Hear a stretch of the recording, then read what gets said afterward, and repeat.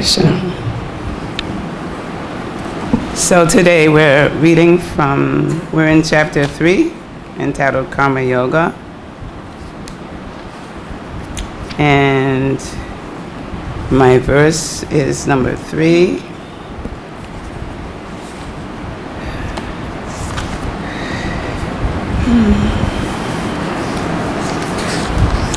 Everybody made it in the sandstorm.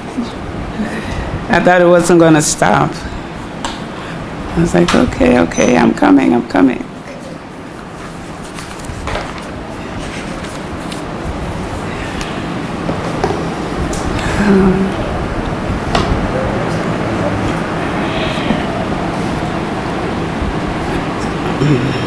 So repeat after me.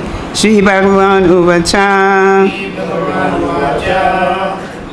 Loke smin dvi-vidhā niṣṭhā. Purā proktā mayānagha. jñāna-yogena sāṅkhyānāṁ. karma-yogena yoginām. Okay, we'll do the word for word. Śrī-bhagavān uvāca.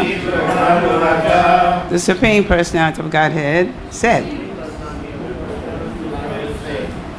loke, in the world, asmin, this, dvi-vidhā, two kinds of, niṣṭhā, faith, purā, formerly, proktā, were said, mayā, by me, anagha, O sinless one, jñāna-yogena, by the linking process of knowledge, sāṅkhyānāṁ, of the empiric philosophers, karma-yogena, by the linking process of devotion, yoginām, of the devotees. Translation of the text and the purport by His Divine Grace, A.C. Bhaktivedanta Srila Prabhupada Ki Jai. The Supreme Person of Godhead said, O sinless Arjuna, I have already explained that there are two classes of men who try to realize the self. Some are inclined to understand it by empirical philosophical speculation, and others by devotional service. Please repeat. The Supreme Personality of Godhead said, O sinless Arjuna, I have already explained that there are two classes of men who try to realize the self. Some are inclined to understand it by empirical philosophical speculation, and others by devotional service. Purport. In the second chapter, verse 39, we'll explain two kinds of procedures, namely Sāṅkhya yoga and karma-yoga, or buddhi yoga. In this verse, the Lord explains the same more clearly. Sāṅkhya yoga, or the analytical study of the nature of spirit and matter, is the subject matter for persons who are inclined to speculate and understand things by experimental knowledge and philosophy. The other class of men work in Krishna consciousness, as it is explained in the 61st verse of the second chapter. The Lord has explained also in the 39th verse that by working by the principles of buddhi yoga or Krishna consciousness, one can be relieved from the bonds of action. And furthermore, there's no flaw in the process. The same principle is more clearly explained in the 61st verse, that this buddhi yoga is to depend entirely on the Supreme, or more specifically on Krishna. And in this way, all the senses can be brought under control very easily. Therefore, both the yogas are interdependent, as religion and philosophy. Religion without philosophy is sentiment, or sometimes fanaticism, while philosophy without religion is mental speculation. The ultimate goal is Krishna, because the philosophers who are also sincerely searching after the absolute truth come in the end to Krishna consciousness. This is also stated in the Bhagavad Gita. The whole process is to understand the real position of the self in relation to the super self. The indirect process is philosophical speculation, by which gradually one may come to the point of Krishna consciousness. And the other process is directly connecting everything with Krishna in Krishna consciousness. Of these two, the path of Krishna consciousness is better, because it does not depend on purifying the senses by a philosophical process. Krishna consciousness is itself the purifying process. And by the direct method of devotional service, it is simultaneously easy and sublime.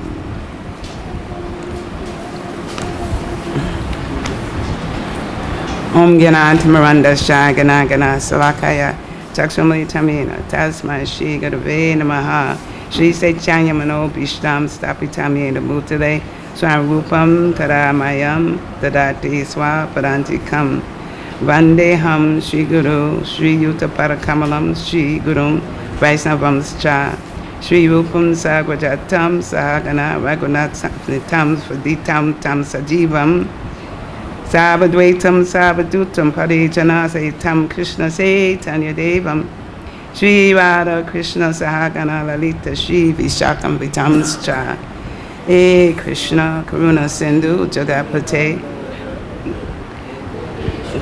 Gopikanda Radha Kanta Namostute Tapta Kanchana Gourangi Radhe Vrindavaneshwari Visabhanu Sutta Devi Pranamami Hari Priye Vancha Kapias Tarubias Cha Kripa Sindhu Be'evacha Patita Nam Pavanebhyo Vaisnavyo Namo Namaha Shri Krishna Chaitanya Prabhu Nityananda Shri Advaita Gadadhara Shri Vasari Gauda Bhakta Vrinda Hare Krishna Krishna Krishna Hare Hare Hare Rama Rama Rama Hare Hare Om Namo Bhagavate Vasudevaya Om Namo Bhagavate Vasudevaya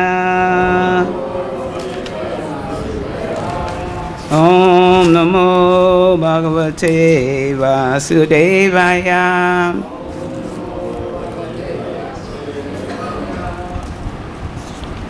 So,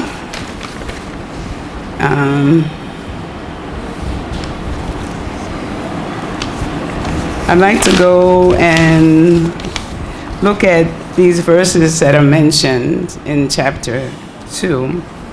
So if we can look at the 39th verse in chapter 2. If someone would like to read it, please. Anyone let me see. No, it's kind of long. Just read the...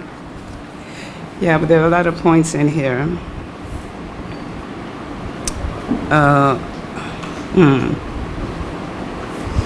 Okay, I'll just pick out some things that we can take note of. So the translation is, thus far I have described this knowledge to you through analytical study. Now listen as I explain it in terms of working without fruitive results, O son of Pritha. When you act in such knowledge, you can free yourself from the bondage of works. Okay, so in the purport, Prabhupada says, according to the Nirukta or the Vedic dictionary, Sāṅkhyā means that which describes things in detail. And Sāṅkhyā refers to that philosophy which describes the real nature of the soul. So this chapter, chapter 2, is called Contents of the Gita Summarized, which means it goes through the different yoga processes. Krishna explains to Arjuna the different yoga processes.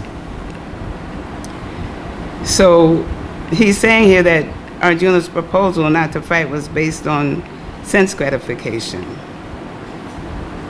He forgot his prime duty he didn't want to fight because he was thinking, these are my relatives, why should I fight? Because then I'll be committing sins. Actually, he wanted Krishna to do it.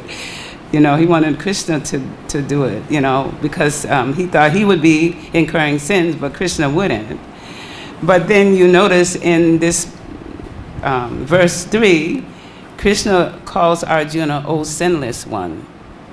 So because Arjuna has accepted Krishna as his spiritual master and he's following his directions, then he's sinless. Whatever he does, if he goes by the instructions of Krishna, then he's not committing any sins. So this is what Krishna was trying to, that's why he was calling him, O Arjuna, sinless one.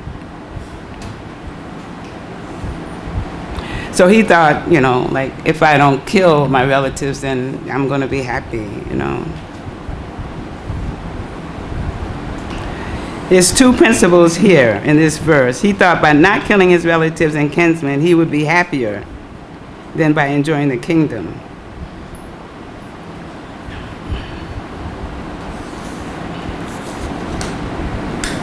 So Prabhupada says here in this purport that happiness derived from conquering them and happiness derived by seeing kinsmen alive are both on the basis of personal sense gratification.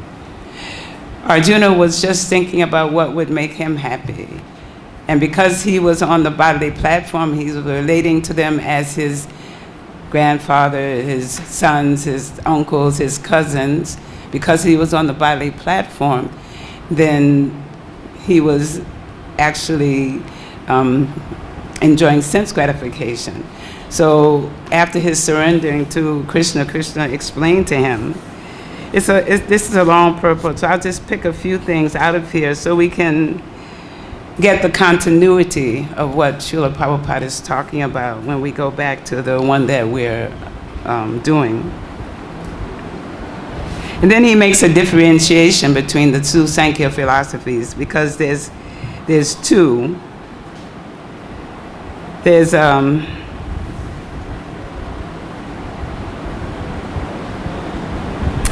the Sankhya that he's talking about in the verse that we're reading has nothing to do with Sankhya philosophy of the atheist Kapila. He's saying long before the impostor Kapila's Sankhya, the Sankhya philosophy was expounded in the śrī-bhagavān by the true Lord Kapila. And we know that Lord Kapila was the son of Mother Devahuti, which is in śrī-bhagavān, Canto 3, where Kapila is talking to his mother about devotional service and how to conduct her life.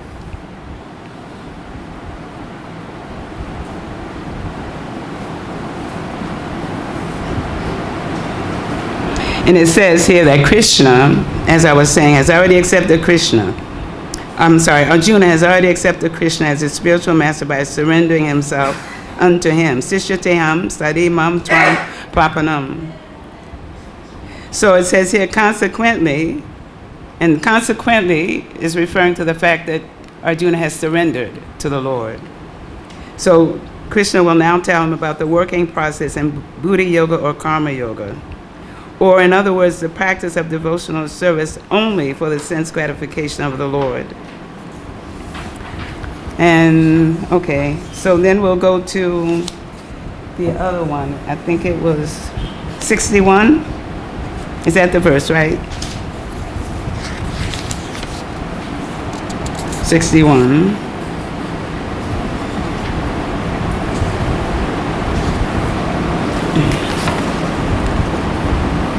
Yes, 61. One who restrains his senses, keeping them under full control, and fixes his consciousness upon me is known as a man of steady intelligence. So in the purport, Srila Prabhupada says that the highest conception of yoga, perfection, is Krishna consciousness, is clearly explained in this verse. And unless one is Krishna conscious, it is not at all possible to control the senses. And then he gives an example of Devasa Muni, who unnecessarily became angry out of pride, in terms of he became angry with Maharaj Ambarish and he couldn't check his senses.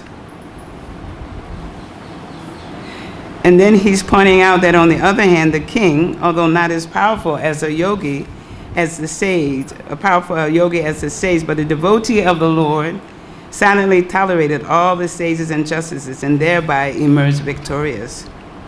The king was able to control his senses because of his qualifications. All the qualifications are listed here.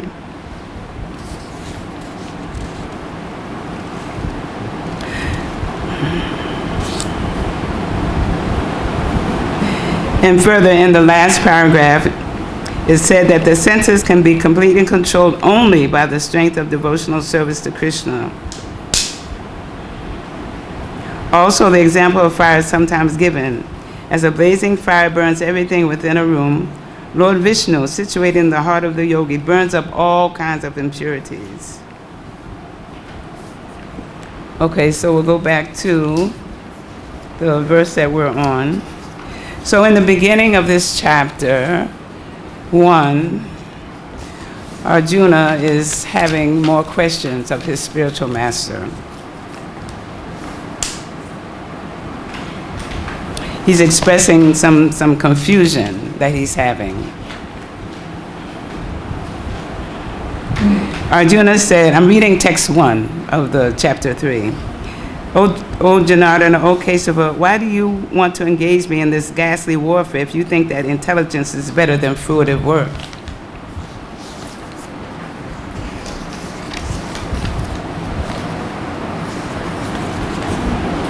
And then he says in the verse 2, my intelligence is bewildered by your equivocal instructions. Therefore, please tell me decisively which will be most beneficial for me. So he wants Krishna to tell him exactly what am I supposed to do. Why am I supposed to do it? What am I supposed to do exactly? So this is the mood we should have with our spiritual master as well. We should always be asking, what do you want me to do? What is my duty? What do you want me to do?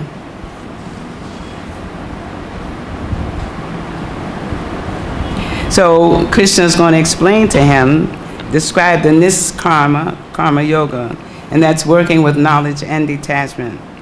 But before he explains that, he points out the defects in Arjuna's desire to renounce his prescribed duty to fight. So in this, from verses 3 through 9, niṣṭhā karma-yoga is described by Krishna in verses 3 through 9. And the gist of it, or the synopsis of this section, 3 through 9, is liberation or bondage is not determined by one's activities, but by one's consciousness in performing the activities. Renunciation is not actually giving up action, but giving up attachment to the results of the action. So we should give up attachment to how it's going to come out, because Krishna is the one in charge of the result. We've heard, in classes and through the scriptures, that we should give up being attached to the results of the activities. Krishna, just like he instructed Arjuna to fight, he told him, you just be the instrument. He already showed him, I have everything under control. He showed him his universal form. He saw what the result was going to be. Arjuna is Krishna's sold-out disciple. So all he has to do is be the instrument. That's what we are. We're Krishna's instruments. So whatever he wants done, he does it through his devotees.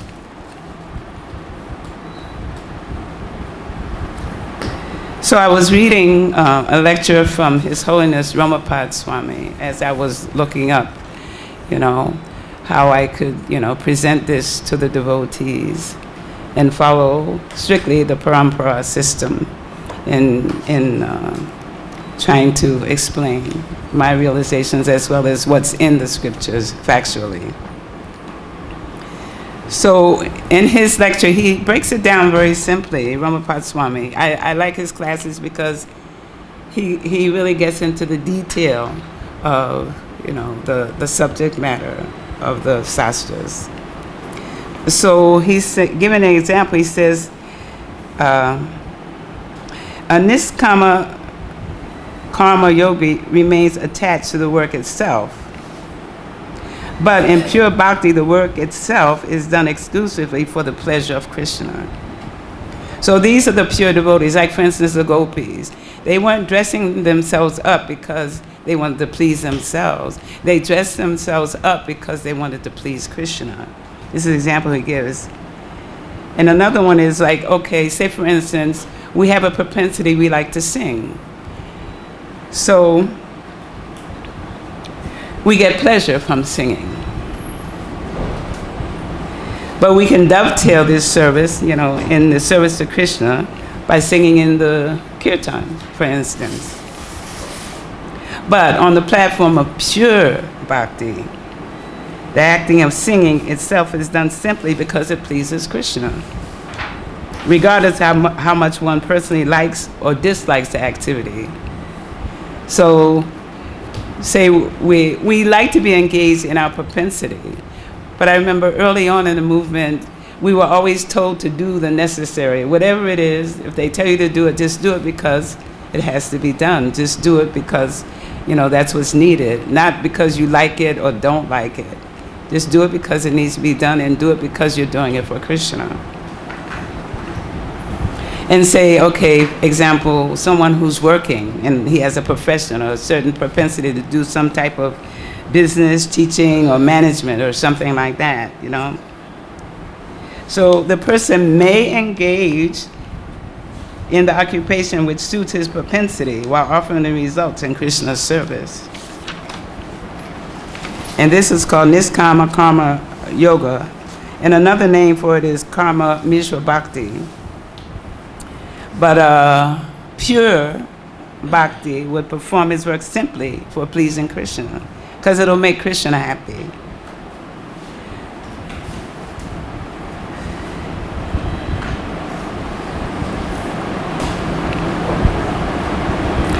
So but Krishna is always so kind and he's so merciful always.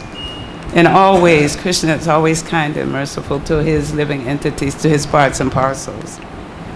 So at the end of his lecture, he says, for the one who has not yet attained this stage of attachment to Krishna, the Lord then recommends, never mind.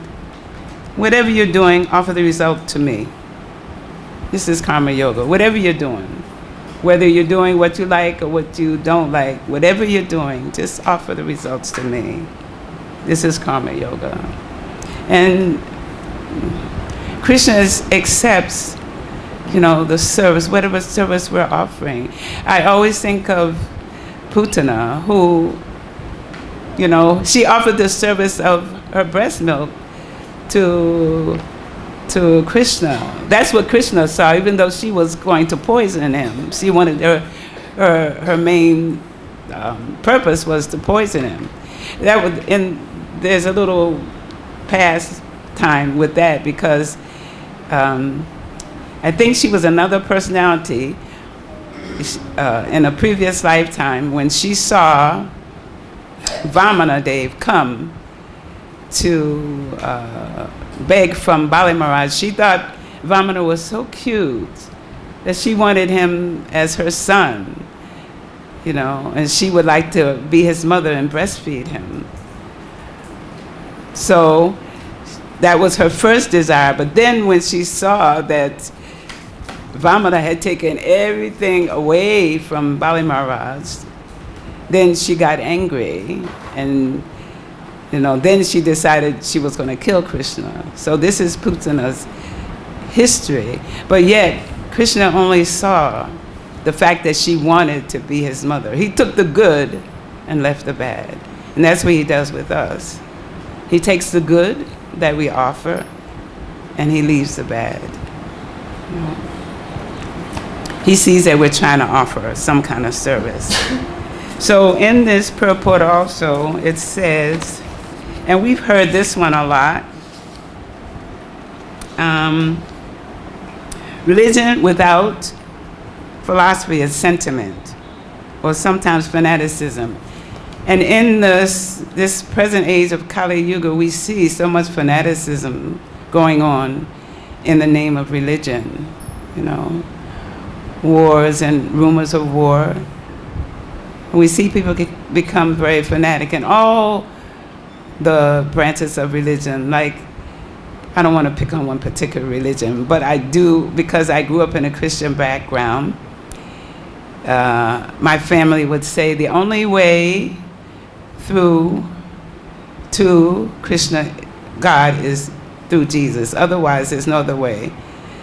And I kind of used to have a problem with that because I'm thinking an all-loving God, you mean like unless you're a Christian, then you will never reach the supreme goal of going back to Godhead, that you'll never know God if you don't accept Jesus as the only way. You know, and in my experience, I find that there's also a lot of sentiment and emotionalism, at least in the churches I went to. It appeared to be more about feeling good, emotional feelings. And we know that feelings change every minute. I can feel one way one time and another way another time. So it's good to have both religion and philosophy, because then we know why we're doing what we're doing. And we can also have those feelings, those emotional feelings, because they're present in the spiritual world. You know, there's love, there's anger, there's separation, but it's all transcendentals. So it's not that we don't have any feelings, but in our present conditioned state, the feelings can go back and forth. They're always in flux. You know, you can feel one way one minute, and then yes, one day you'll feel this way, and the next day you'll feel another way. So this thing about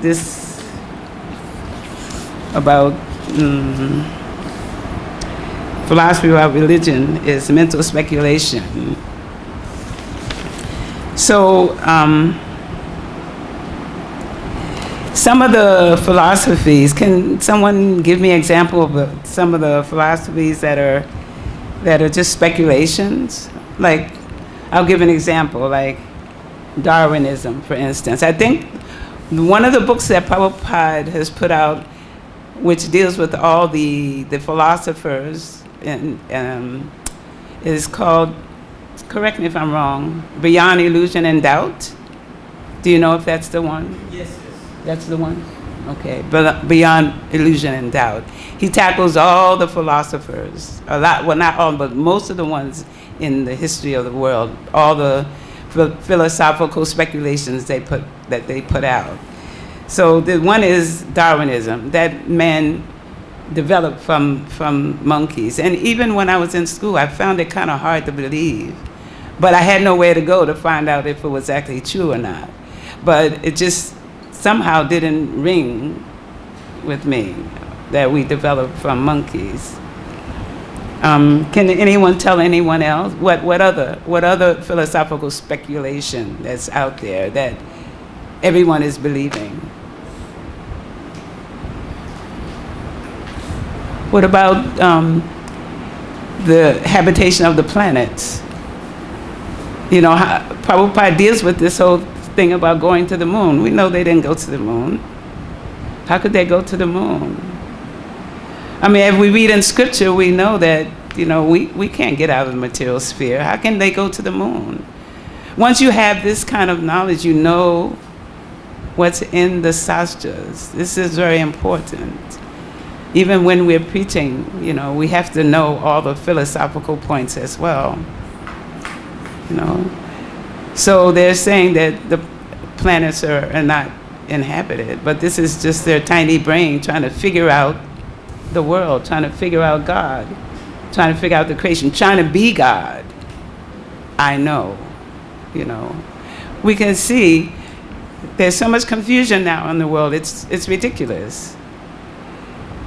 Information, misinformation. Who can tell who's telling the truth unless you are a devotee and you've read the scriptures, the Vedic scriptures? We already know what the truth is, but everyone else is becoming confused because you have charlatans and thieves and rogues in government. And they're fighting one another. And there's no, like, one person is good and one person, but they all have the wrong information. They don't have the correct information, nor do they know how to run their lives. So they don't even know how to run their lives, what to speak of trying to run everybody else's life. You know, and all the information they're putting out there is false. So those people who are, the social media is really a trap. And if you spend too much time on social media, then it kind of, I realize it's kind of messes with your Krishna consciousness. You know, first of all, it means we're associating with the karmis. You know, if we just deal with the social media and what's going on, that's my realization. You know? So they don't know anything, but they're speculating and trying to be authorities. They can't even run their own life, what to speak of trying to run yours and in the whole world, and telling people how they should do this, they should do this, they should do that. No mention of God in the whole process, because they don't know who God is. They're too busy trying to be God. And the theories keep changing. The one who has the best theory wins, becomes the most popular. You have to have a better theory than the last scientist in order to be written up in the book or get a Nobel Peace Prize. And all the flags that are flying in the United Nations or the League of Nations has no meaning, because they're not actually united. You know, I mean, just look and see what's going on, you know.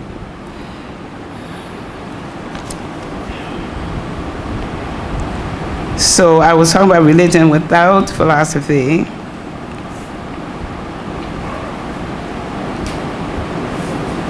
So if we don't have the philosophy and we move on our feelings, then we'll serve when we feel like it. And when we don't feel like it, we won't serve. We'll say, I don't feel like it today. I mean, we all have the experience. Sometimes when we have to get up from Mangarti, the mind is saying, I don't feel like it. I don't feel like going today. You know, you have to kind of shake it off and say, well, feelings have nothing to do with it, really. You know? And when you conquer that and you go to Mangarti, you feel so happy. You know, you're so happy, oh wow, I conquered that Maya for a minute, you know.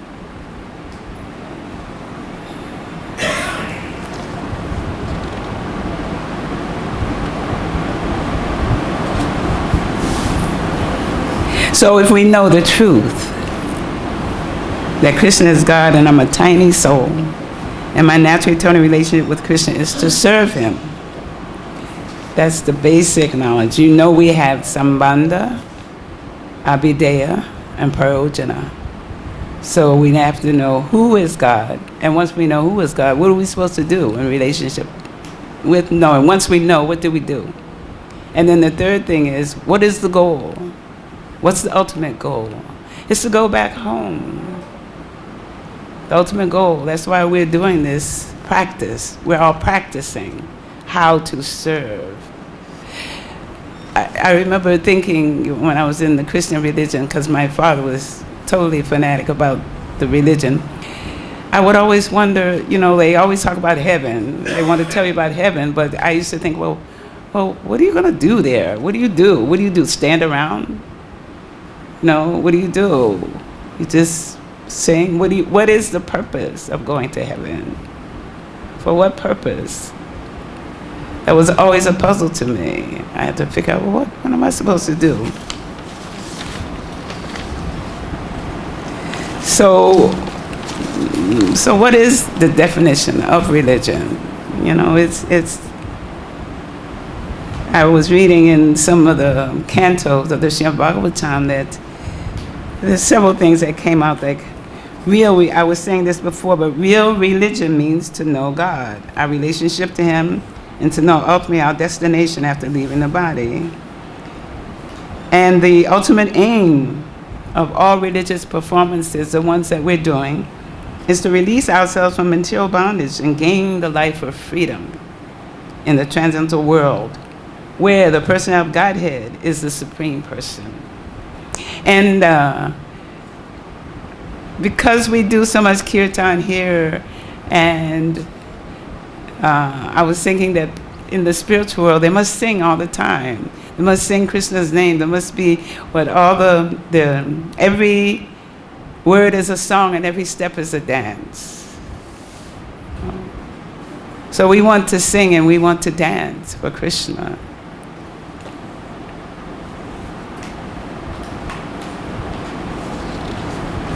So also following the Lord's rules and regulations. He made all the laws, and the living entity's duty is to follow.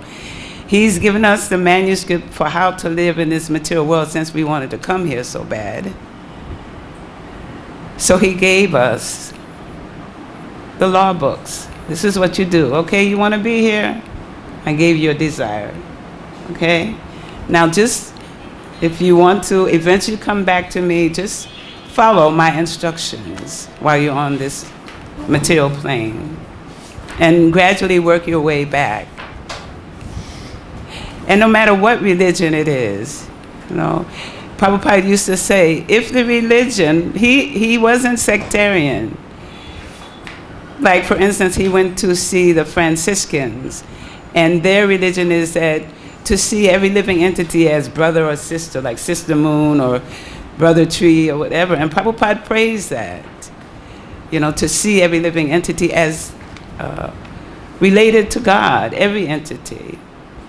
The trees, the grass. Prabhupada, if he saw a little bug, I just heard a story recently that one of his servants, Prabhupada was looking at a bug, and he called the servant over and he told him, you see that little bug over there? He's hungry. So pick him up and take him out and put him on a flower or put him somewhere where he can get something to eat. Nothing escaped Prabhupada's attention. Nothing. Not the trees, not the grass, not the dogs.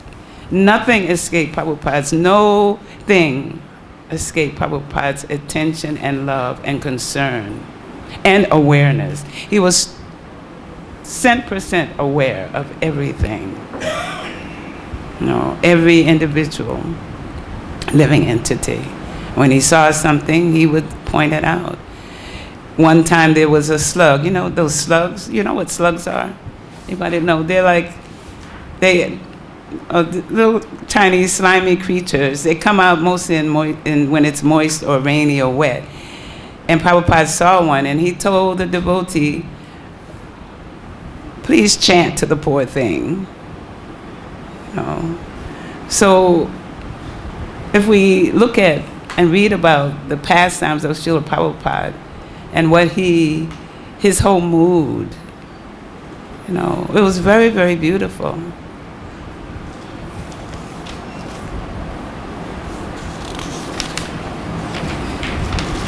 So he talks about the indirect process too in this purport.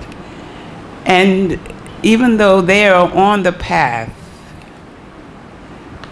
but there's a danger in that just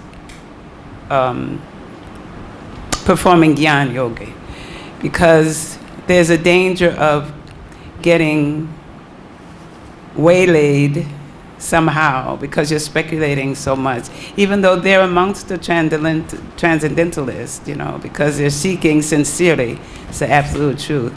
And they may eventually get the mercy of a pure devotee because they're sincere. But why take the long way? We call it, this is an American expression, around Robin Hood's barn. You're going all the way around here and around here and around here, where you can just take to the process of devotional service. He says in here that there's no flaw. There's no flaw in the process. And some will say, Prabhupada didn't give us everything. I've heard that, but that's false. That's a false assumption, a speculation. Prabhupada gave us everything we needed. We just need to grow in Krishna consciousness to understand what he's given us. And not to do it prematurely. Just progress along the path. chant the 16 rounds, follow the 4 regulative principles. That's the foundation. And we can see, like, through this process, particularly during the COVID time, we really, really needed to grab hold of the Maha Mantra.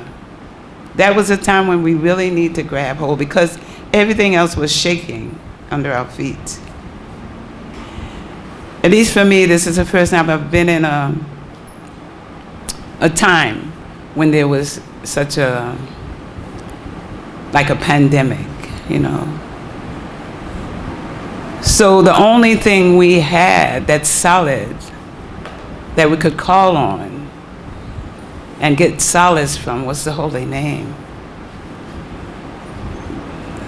So there's the living entity and the holy name. So we needed to really grasp hold of it and chant from our hearts to let Krishna know, I'm just depending on you, my Lord. I have nothing else. There's nothing else. I just have you. So please, you know, we have to beg Krishna. No, he's giving his mercy, not because we deserve it, but because he wants to give it to us so we can come to him. And the thing that I really like at the end is Krishna consciousness is itself the purifying process. And by the direct method of devotional service is simultaneously easy and sublime. Is joyfully performed. So we should all be happy serving Krishna, giving him our best, whatever it is. It's like a comparison to when Hanuman was picking up big rocks and making the bridge for Lord Ram. He was negating the little sand that was picked up by the squirrel. But Lord Ram corrected him and told him, that squirrel is offering to his best ability, and you're offering to your best ability. And every service we offer is on the absolute plane. Whether we're sweeping the kitchen, mopping the kitchen, washing the dishes, on the altar dressing the Lord, whatever we're doing for Krishna's service is on the absolute platform. It's not like in the material world where you have hierarchy and low. Even the management is a servant. They're serving all the devotees. They're not managing people. They're serving the devotees. So that's the view, you know, that all management should have, that I'm the servant of these devotees. So there's no like hierarchy. Krishna accepts whatever a living entity is offering out of his sincere desire to serve the Lord. So we should all be happy and joyful because we're in this process, which is easy and sublime. With this, I'll end the class, and I thank you all for your attention. And any questions, comments, criticisms, corrections, I'm open, please.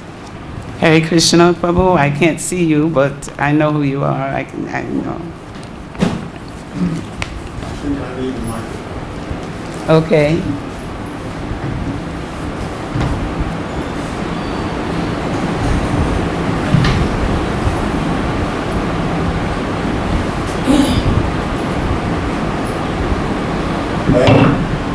I'll start the comments. Is it on? No, there's no microphone. It's not working? You can't get at it. Oh, okay. So can you speak loud enough? I heard when you said that you were brought up as a Christian, it is quite clear when Jesus says, I am the truth, the way, and the light, Yes. that he was speaking as a guru. Yes. Now, we would say exactly the same thing about Prabhupada. Yes. That Prabhupada is the way, the truth, and the life. So, in that respect, Christianity is very similar. If you see Jesus as a guru. Now, I went to Jerusalem and walked all around the famous. Thank you. And walked around all the famous places. Yes. And one cannot feel that Jesus was God, but he was a guru. Yes. And he was leading all of the people onto a better life. Yes. And that is really the basis Yes. of Christianity. Yes. I agree with you. I have no disagreement with that, because Prabhupada praised Jesus as well, because it came up in a lot of his lectures from the audience. But yes. But he regarded Jesus as a Shakti-Vaishabhata. That is in there as well. Yes, he came to bring God to the people. But you see what they did to him because he was preaching. So the civilization must have been very low civilization for them to crucify him for preaching to the people and bringing God, trying to bring God consciousness to the people. So I agree with you. Thank you for that. Yes, Babu?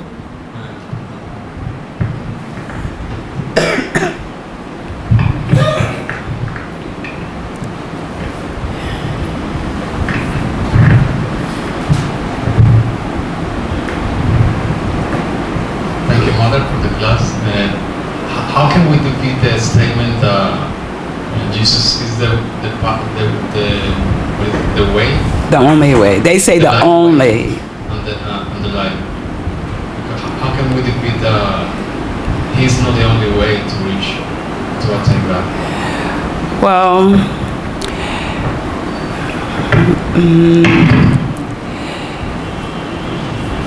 sometimes it's better just to encourage that person to follow their path so that they can understand and love God.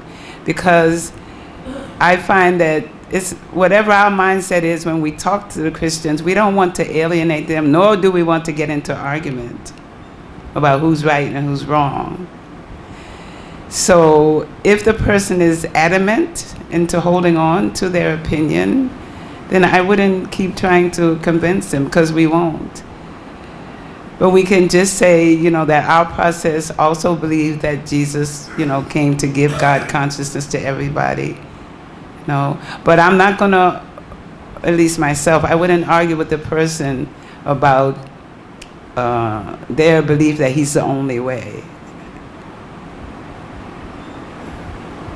So you would have to, because Vaisheshika Prabhu said, we want to leave everyone we preach to with a positive feeling, not antagonism, that our religion is better than your religion. We have the best answer to, to the world's problems, which we may have, but everybody is following their own path. He says in the Gita, everybody's on my path eventually, because why are there so many different religions? Because everybody has a different mindset. So if they're following Jesus and they have real love, if they're developing real love for God, then, we can't beat them down about it. And a lot may be fanatics. So if you cannot, really convince them, then best to move on with someone who you can actually have an exchange with, because they really hold tight to the fact that Jesus is the only way. Do you think if you said he wasn't, they would accept it? No, I don't think so. I find the ones who say that are the ones who are very fanatic. Because when we used to have Rath Yatras and all, they would all come with that same argument.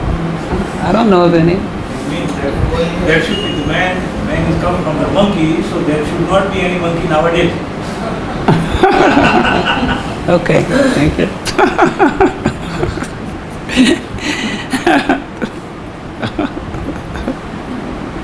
One thing more which is coming in my mind, the moon is from The moon is made from cheese, that's what they used to say. From the earth 16 lakh miles and sun is 8 lakh miles.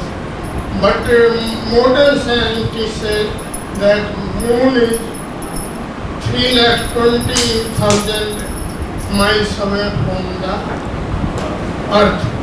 Actually, Prabhupada ji said that we are getting knowledge from Supreme Lord Krishna, and you are speculating by your mind. Yeah, they're all speculating. It's just speculation. There was a devotee who left his body some time ago. His name was Sataput. And he gives some very, if you look him up, his analysis of the planetary system and Jambudvipa and the whole cosmic is very, very deep. I could never understand him, but his works were really, really very beautiful. And if any devotee wants to read any of his books, or it's probably on YouTube. His name was Richard Thompson, but his devotee name was Sataput. Okay. Anything else, devotees? One more person. Last question. Can I just end on a very light note? Yes. A little girl went to her mother and said, "Daddy said we are descended from monkeys." And the mother replied, "That's only on your father's side." Okay. Thank you so much, devotees. Hare Krishna. Thank you for your kind attention. Hare Bol.